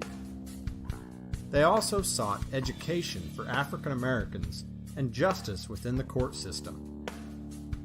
The group's ideals resonated within the Black community, and their numbers expanded rapidly. By 1968, the Black Panther Party had a presence in more than 20 major American cities, including New York City, Chicago, Boston, Dallas, Los Angeles, and Washington, D.C. Some estimates claim that their membership numbers were as high as 10,000 at its peak in 1969. The party also boasted an influential newspaper which was read by more than 250,000 people. Its editor was Eldridge Cleaver, and he became a persuasive voice within the Black Power movement. Cleaver would eventually become the third most prominent member of the Black Panther Party, behind Newton and Seale. The Black Panther Party also started community-friendly programs, such as the Free Breakfast for Children program. They believed that they could provide for the needs of those in poverty better than the government could. It has been estimated that the Black Panther Party fed more than 20,000 children through this program during the 1968 and 1969 school year. The organization offered other services as well, including clothes distribution, classes on politics and economics, free medical care, and lessons on self-defense and first aid. They also set up an ambulance program and drug rehabilitation services. However, the Federal Bureau of Investigation did not agree with many of the organization's paramilitary activities, such as carrying loaded guns. The FBI regarded them as a black nationalist hate group, and FBI Director J. Edgar Hoover even referred to them as the greatest threat to the internal security of the country. The group was targeted for investigation with the intent of weakening the group's power and damaging their credibility. The Black Panther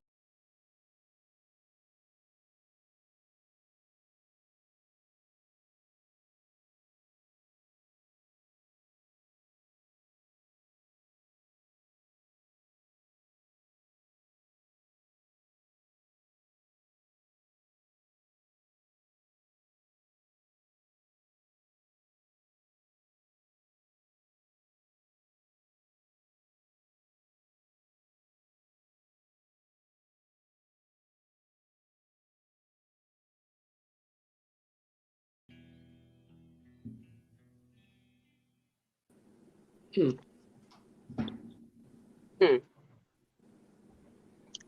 they have hypocrisy? Woo! Come on, man. Did the Black Panther Party have it right? They did, but what did it benefit? They weigh them down until they withered away, and that's exactly what they will continue to do, because they're gonna invest everything they got to make sure they are superior. You know, that's why we are so well invested into, because they're gonna do if they did it then, they're gonna continue to do it with the technology that they have now. Here's my question. The people in Ukraine, the men of Ukraine, they not caring about no technology. They not caring about now what somebody gonna try to do. All they know is we gonna fight to survive. And when it comes down to it, that's what we'll do too. When? If anybody, when? Hey, When, see, the when people in assimilation Ukraine was is being not invaded. a key point on our list. When black men aren't seen as a threat unless assimilation is on their tongues. When their name isn't assimilation, then we can get to this.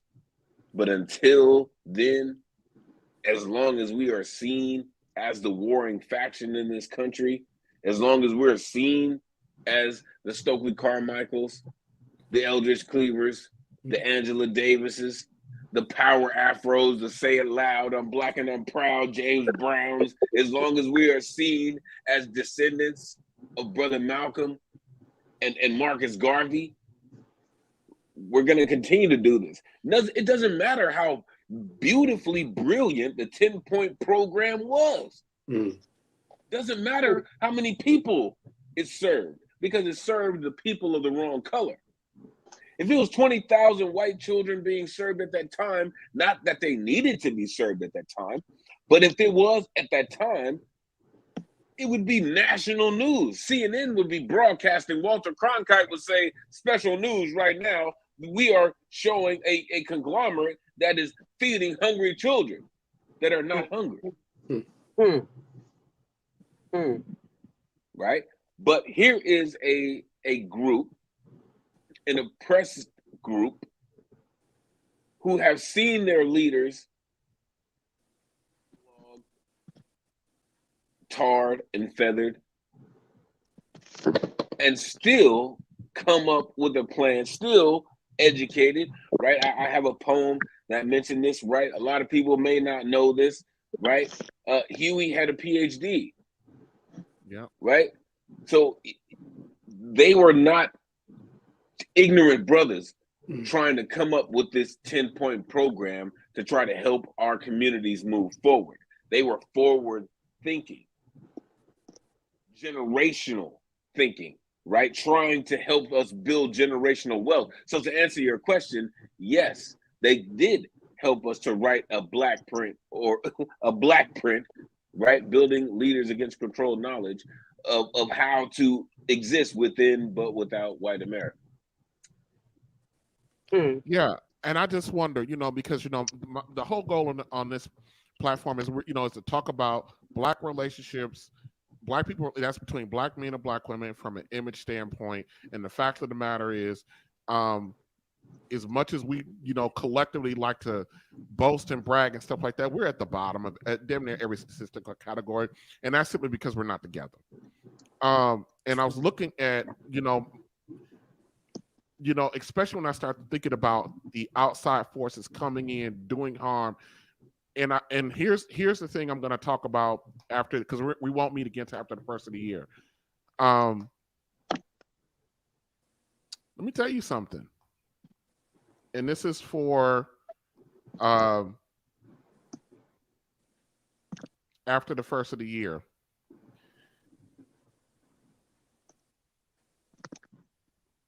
And if you listen at the beginning of the show, at the beginning, before the opening, the brother on there talks about, asked the question, how can black men lead when the majority of us now have not been led? Here's a dirty little secret that we want to talk about, that why, when I talk about what needs to happen, what we need to do, when's enough's enough, when we understand something about black men right now, and this is to all about any black woman that's listening or will hear this, or maybe I'll chop this up and make this just a clip. And this is not an excuse. I'm not in the excuse game. Black men need to be led too.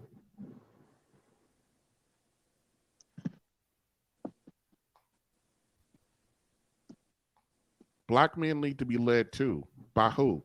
Another black man.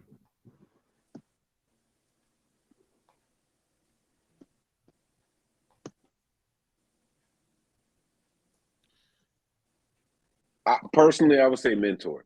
Mentored. Right? Yeah, same thing. Leaders go to leadership conferences. Yeah. Right? And they learn from other leaders how to be better leaders. Yeah. I'm just saying, right? There's a reason why the 1930s, 1940s, during the civil rights movement, that you had a better quality of man, because you had a better quality of man. Because but also, I think there was also a higher level of respect for our women as well. Yeah, that's true. Yeah, and we're gonna get into we're gonna turn it to our leadership now, to what leadership is, what a man is, and all this other good stuff, because all of this is all about, even with the challenge and the pushback that I've been doing on the show today about stuff, and is about our collectiveness today, about what we are today. We are alone, people.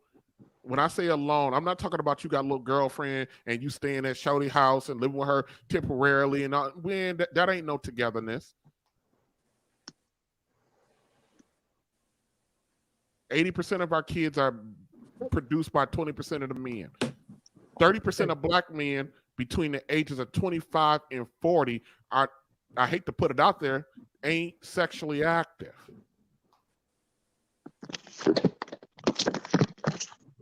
54% of our black men are single and childless, no family structure, but they make enough money to be considered middle class, meaning they make over $20 an hour.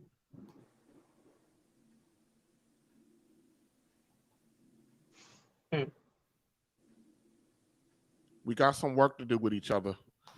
I don't know, I don't know. These conversations are needed. And I spent 5 months on the ladies, and the ladies sometimes towards the end, they thought that I was just kind of beating them up. No, I wasn't beating you up. I was putting you under pressure. Pressure testing. Pressure testing what happened. Pressure testing the history. How can we move forward if we don't pressure test this stuff and hold each other accountable? That's true. I mean, listen, I appreciate you for bringing this to the forefront, because that's the only way that we are going to go Yeah. forward, right? Yep. Because it's the iron that sharpens the iron, Yeah. right? That helps to create the rebar that's Yes. built into the foundation of our community. Right. And we And gotta nothing start healed if it's not somewhere. revealed either. Yep. We All right, gotta y'all. start somewhere. So, hey. We're gonna Right. do the show wrap up. We're gonna end this conversation here. Stick around a couple minutes after the show. We're gonna do a wrap up. But thank you guys for joining. Thanks to TC Clinton for his musical contribution. And we will be after these messages. We'll be right back.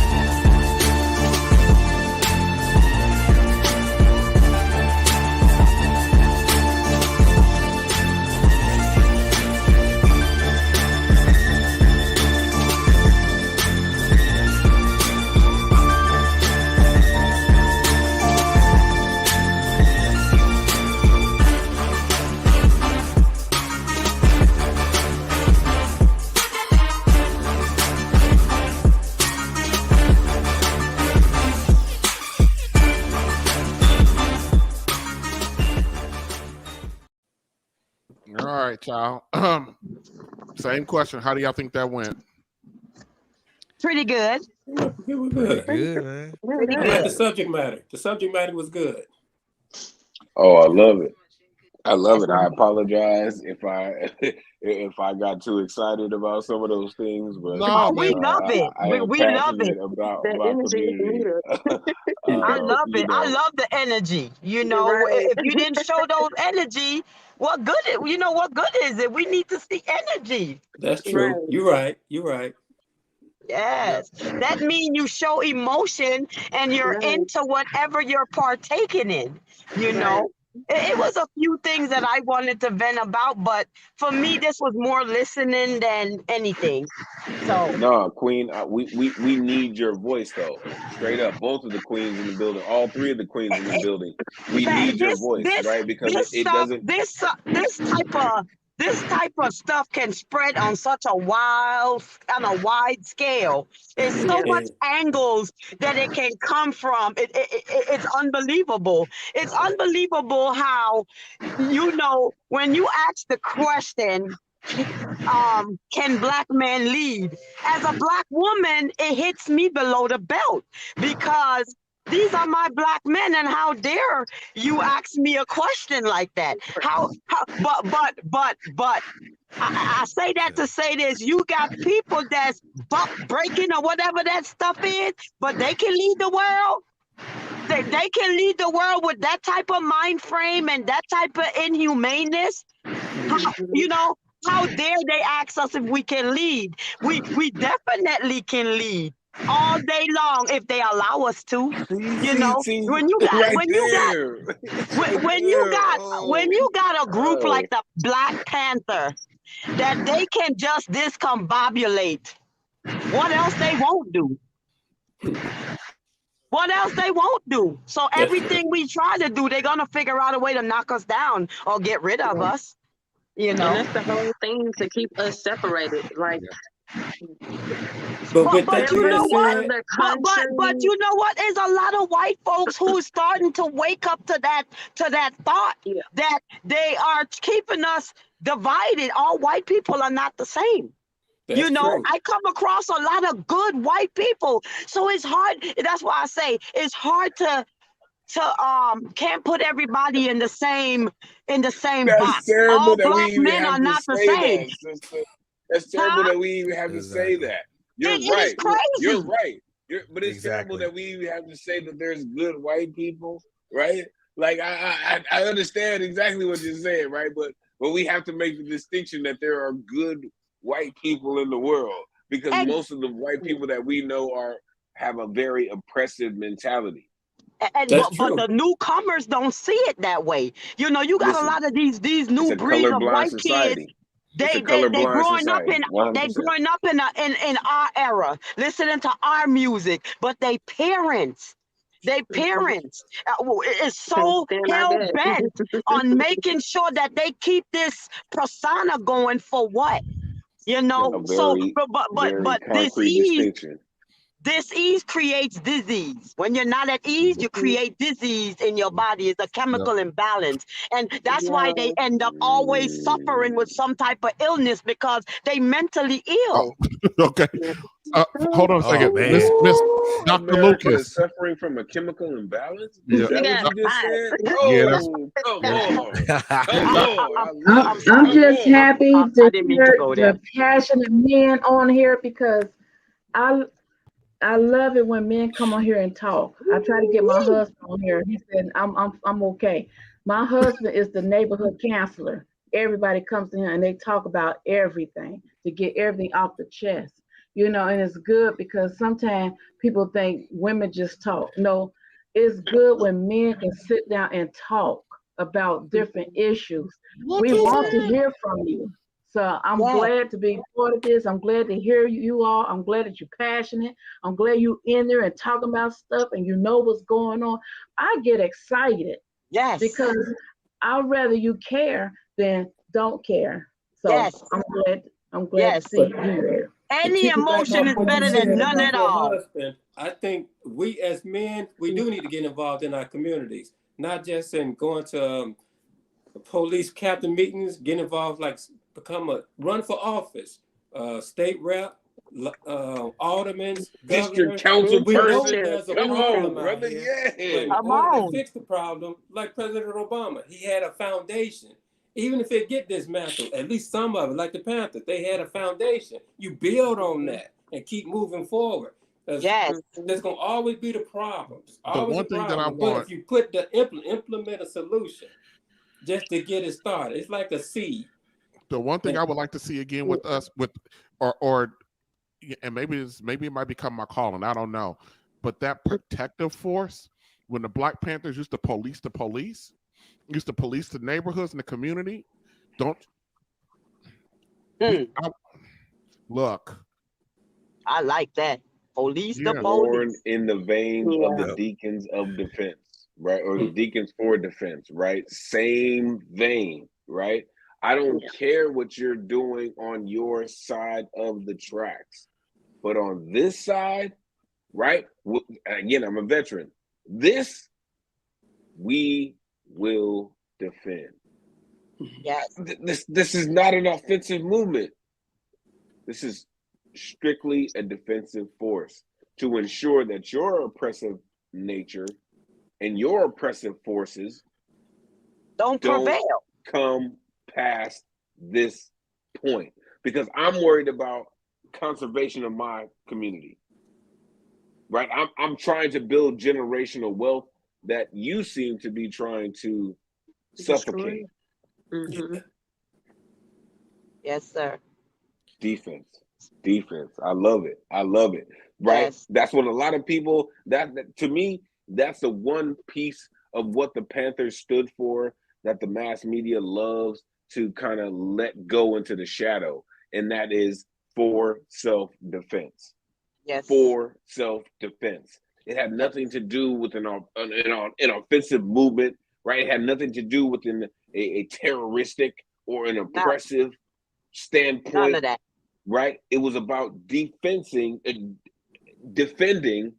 Black community, right? Which is why there's a free lunch program, which is why there was a shoe program, right? Which is why it was about education and land and ownership. It's trying to build and reinforce the Black community to face the oppressive force that we continue to face in this country. It was never about terror. right? Nope. America's first terroristic organization has 3 Ks in it. It has nothing to do with our community. Yep. Come on. Come on, man. Preach. And that's no cap.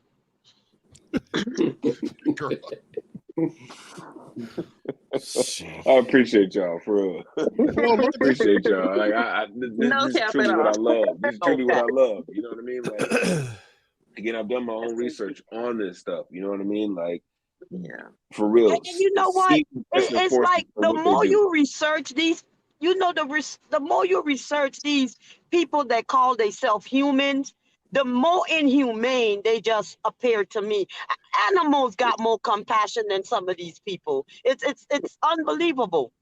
It's unbelievable. We, the people, makes this world spin, not you, the people. It's we. Come on, And you know what's so amazing to me? Like, to me, that should have, to me, that was shown when, you know, I mean, it was shown before then, but it really should have awakened some people up when Michael Vick went against, you know, whatever with the animal, and they chose an animal over life him, over a man, you know, a human being. That should have woken a lot of people up. But I mean, it's just, I mean, that's just one example.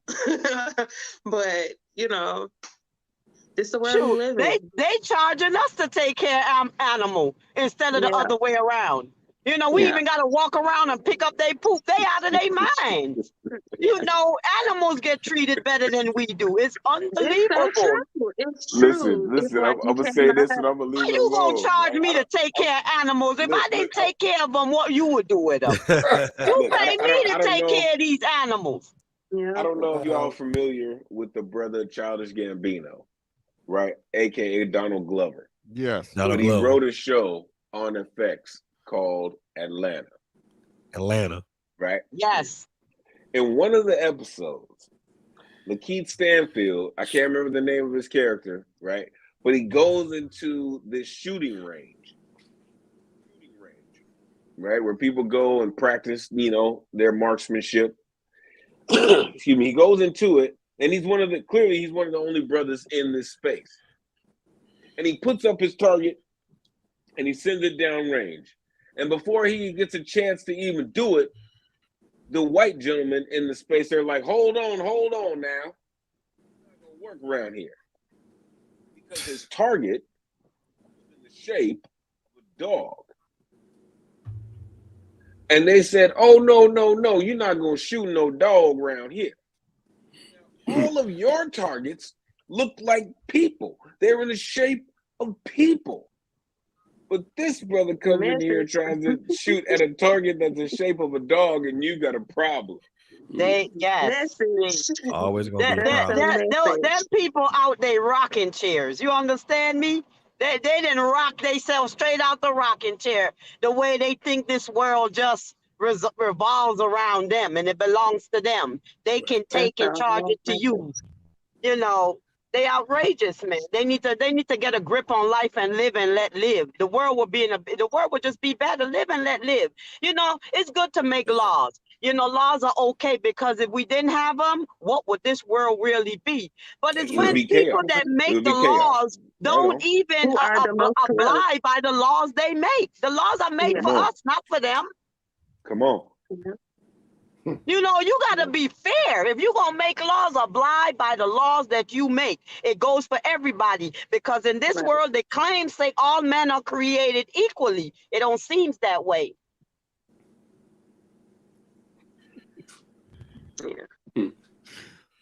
All I'm doing is over here chuckling. Yeah. So, we'll conclude.